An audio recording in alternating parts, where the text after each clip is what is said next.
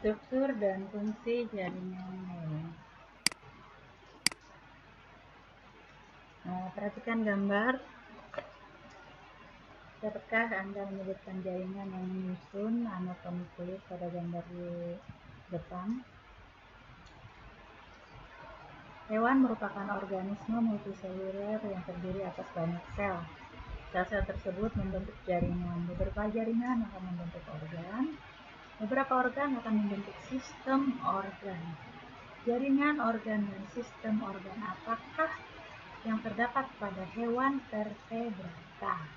Nah, pada pertemuan kali ini akan dibahas berbagai macam jaringan organ dan sistem organ pada hewan vertebrata, juga termasuk pada manusia. Berbagai macam jaringan pada manusia dikaji oleh cabang biologi yang disebut histologi tubuh manusia. Jenis jaringan pada hewan vertebrata pertama namanya jaringan epitel. Nah, jaringan hewan vertebrata dan manusia dapat diamati dengan mikroskop cahaya maupun mikroskop elektron. Preparat kering irisan berbagai jaringan biasanya dimuat dengan teknik ulasan warna agar mudah dikenali. Teknik ulasan warna umumnya menggunakan zat kimia hematoxylin atau eleutin, juga hematoxylin besi, asam malorik, mason, asam periodat, asis, azura A, tim regenasi perak, orsein, hitam Sudan B, dan fosfatase alkali. Jaringan tubuh hewan vertebrata dapat dibedakan menjadi 4 jaringan dasar, yaitu jaringan epitel, jaringan ikat, jaringan otot, dan jaringan saraf. Pertama, tentang jaringan epitel. Ciri-cirinya terdiri atas banyak sel yang bersisi bersudut banyak, terkadang bentuknya tidak teratur, selnya tersusun rapat tanpa atau sedikit substansi intraseluler, memiliki daya regenerasi tinggi. Beberapa jenis jaringan epitel memiliki tonjolan yang disebut mikrofili, tidak mengandung pembuluh darah dan pembuluh limfa. Fungsi jaringan epitel melindungi jaringan di bawahnya, transportasi zat-zat absorpsi, sekresi, eksteroreseptor, membantu respirasi.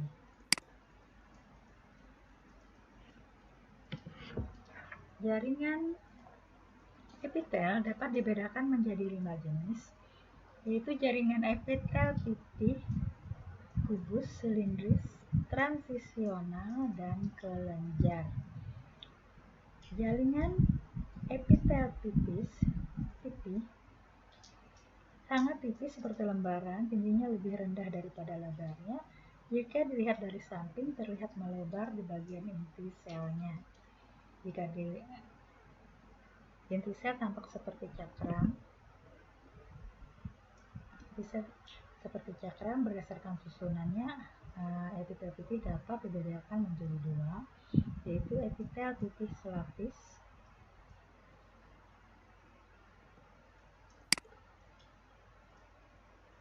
epitel pipih berlapis banyak,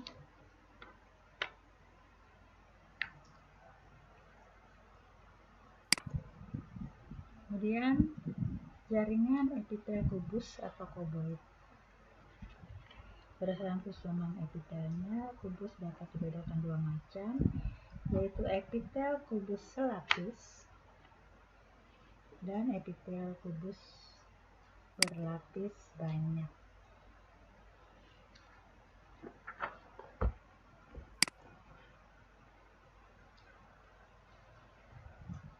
Jaringan epitel silindris dapat dibedakan menjadi 2, yaitu epitel silindris selapis dan epitel silindris berlapis banyak.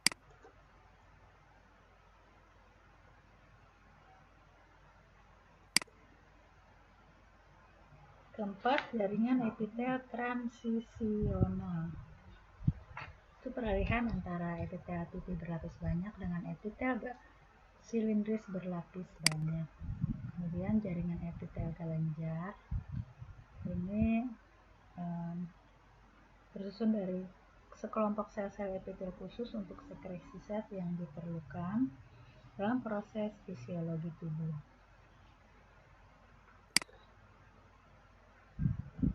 Jaringan ikat atau jaringan penyambung.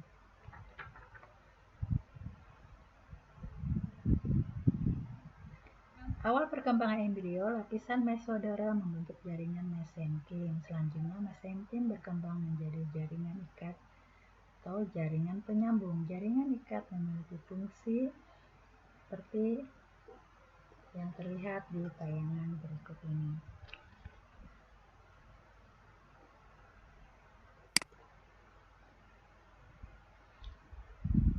Jaringan ikat tersusun dari bahan intersel, matrik, dan sel-sel penyusun jaringan ikat. Pertama, jaringan matrik jaringan ikat. Matrik terdiri atas substansi intersel amorf dan substansi intersel fibrosa.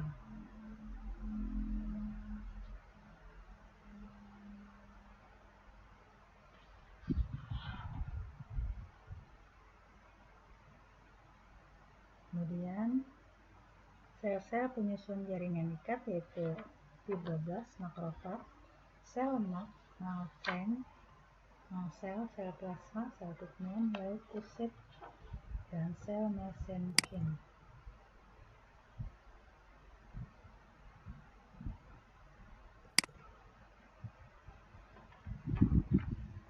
Jaringan ikat jaringan penyambung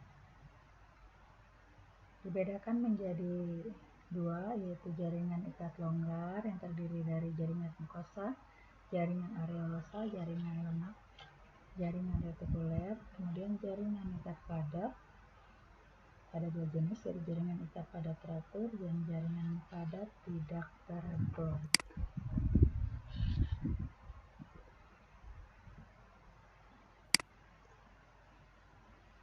Dua, jaringan ikat cair meliputi darah dan limfa atau getah bening.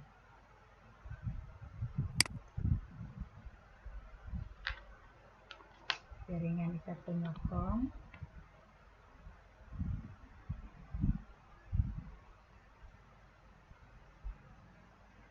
merupakan jaringan kerangka yang berfungsi sebagai penyokong tubuh, meliputi jaringan tulang rawan dan tulang keras. Untuk tulang rawan itu ada 3 macam, tulang rawan hialin, tulang rawan elastik, tulang rawan fibroblast.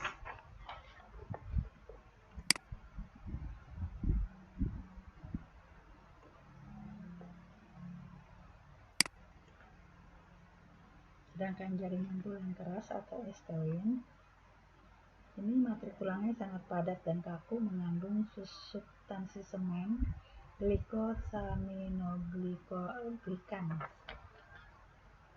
Komponennya ada 4, ada osteoprogenitor, osteoblast, osteosit, osteoklas. Kemudian untuk jaringan otot, jaringan otot tersusun dari sel-sel atau serat otot myofibril yang tergabung dalam berkas-berkas. Sel-sel otot memiliki membran plasma yang disebut sarkolema dan berisi sitoplasma yang disebut sarkoplasma. Myofibril terdiri atas satuan-satuan lebih kecil yang disebut myofilamen. Myofilamen tebal mengandung myosin, myofilamen tipis mengandung aktin.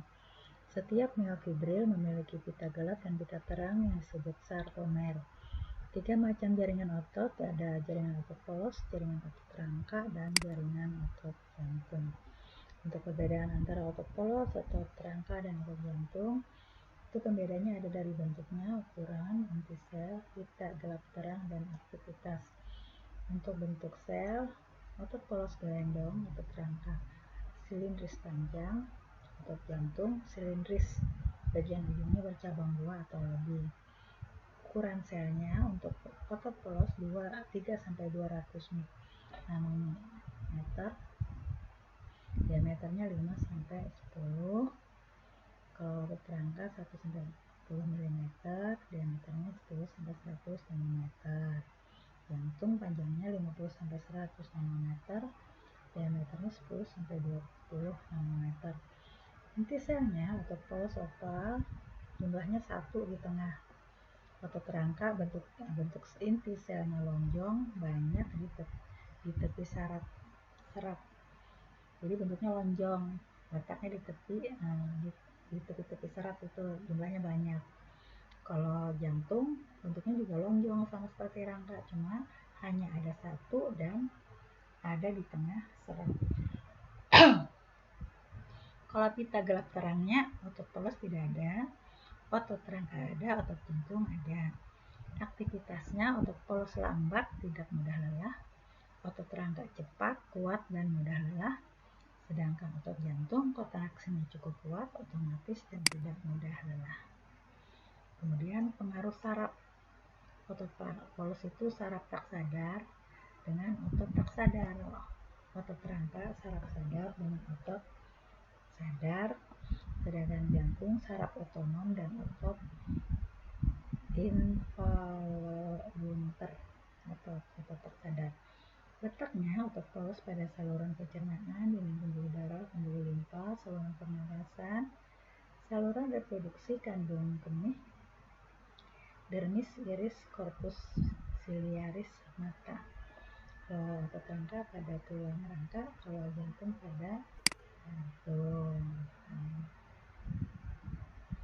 Gambar jaringan otot polos, otot urut, otot jantung. Jenis jaringan pada hewan, pertama jaringan saraf itu tersebar di dalam tubuh, paling banyak 98% pada sungai saraf pusat dan medula spinalis. Fungsinya menghimpun rangsang dari lingkungan, mengubah rangsang menjadi impuls saraf, memberi jawaban ke arah efektor tersusun dari sel saraf berbentuk serat panjang dan sel penyokong yang berukuran kecil. Neuroglia menghasilkan mielin sebagai penyokong neuron dan menyatukan jaringan pada susunan saraf pusat. Nah, ini gambar dari jaringan saraf. Nah, gambar ini adalah gambar badan sel sama badan sel. Yang tengah ini nukleusnya. Nah, yang seperti akar atau ranting ini ya, ini namanya dendrit. Tengahnya ini namanya akson. Nah, yang bulat ini namanya inti sel sahuan, bagian luarnya adalah selubung mielin. Ini, nah dari sini sampai sini namanya nodus Revier. Sedangkan gerakan sarafnya ke sana. Kemudian organ merupakan sekumpulan beberapa jaringan yang melakukan fungsi tertentu. Organ pada hewan terdiri dari otot luar, misalnya mata, telinga, mulut, dan organ dalam, misalnya paru-paru, jantung, lambung. Organ hewan terdiri atas organ luar, misalnya mata, telinga, mulut, dan sebagainya. Kemudian sistemnya merupakan gabungan dari beberapa organ yang melakukan fungsi tertentu. Sistem organ manusia misalnya sistem gerak, peredaran darah, limfa, pencernaan, pernapasan, sistem hormon, sistem saraf, sistem indera, sistem reproduksi, baik laki-laki ataupun perempuan. Kemudian stem cell atau sel punca. Sel punca adalah sel yang menjadi awal mula dari pertumbuhan sel lain yang menyusun ke seluruh tubuh organisme. Karakternya belum berdiferensiasi hingga belum memiliki bentuk fungsi yang spesifik, mampu memperbanyak diri dengan cara bereplikasi menghasilkan sel-sel yang dengan karakteristik sama dengan induknya, dapat berdiferensiasi menjadi lebih dari satu jenis sel. Sel punca dapat bersifat pluripoten, yaitu kemampuan untuk berdiferensiasi menjadi sel tubuh atau apapun yang berasal dari ketiga lapisan embrional, atau bersifat multipoten, yaitu kemampuan untuk berdiferensiasi hanya menjadi beberapa jenis sel yang biasanya berada dalam satu golongan. Jenis sel punca itu ada sel punca embrionik dan sel punca dewasa.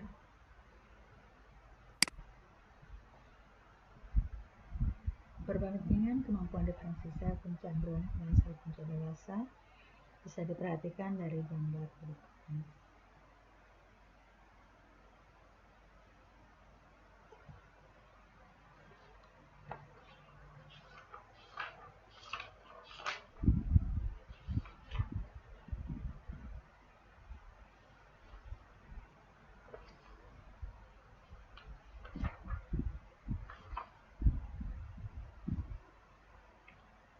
Sel punca embrionik adalah sel punca yang didapat saat perkembangan embrio masih berada dalam tahap embrio. Sel punca embrionik bersifat pluripoten. Dengan sifat tersebut, secara logis tidak ada satupun penyakit degeneratif yang tidak dapat diobati. Namun sel punca embrionik juga memiliki daya proliferasi yang tinggi, sehingga terapi sel dapat menggunakan sel punca embrionik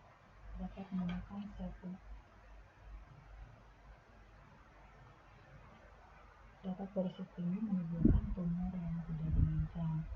Sel punca dewasa bersifat multipoten yang mampu berdiferensiasi menjadi beberapa jenis sel segolongan.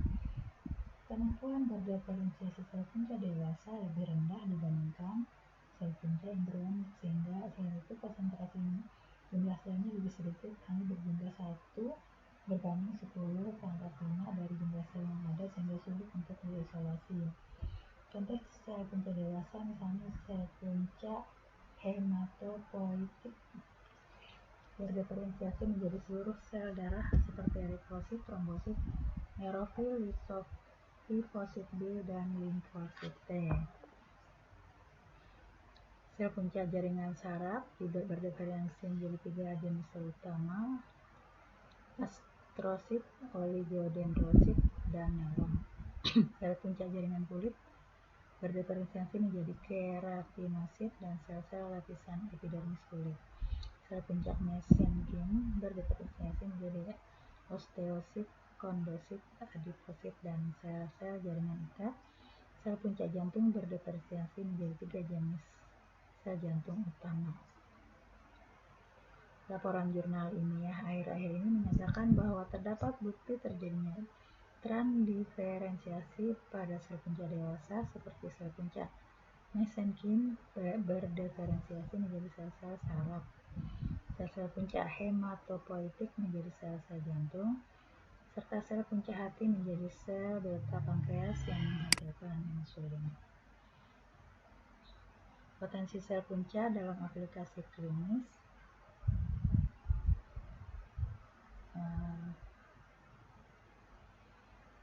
Sel punca ini dapat dipercaya menjadi solusi penyakit degeneratif, yaitu kerusakan sel dalam jaringan atau organ.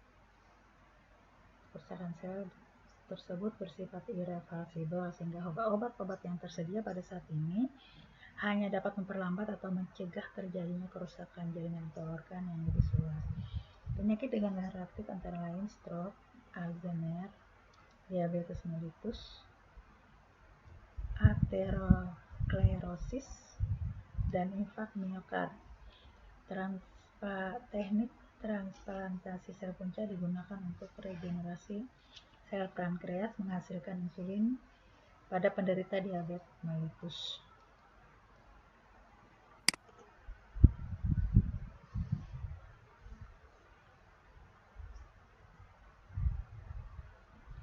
Terapi menggunakan sel punca bersifat permanen. Teknik transplantasi sel punca untuk regenerasi sel pankreas menghasilkan insulin. Pertama, sel punca dikultur sehingga jumlahnya mencukupi. Kedua, sel punca diinjeksi pada pembuluh darah atau diferensiasikan terlebih dahulu menjadi sel beta pankreas yang menghasilkan hormon insulin. Sel punca ditransplantasikan ke organ hati. Kemudian tumor dan kanker. Tumor adalah benjolan atau pembengkakan akibat pertumbuhan sel abnormal yang tubuh tidak terkontrol. Ada 2 jenis, tumor jinak atau bening dan tumor ganas atau malignant. Tumor yang bersifat ganas disebut kanker.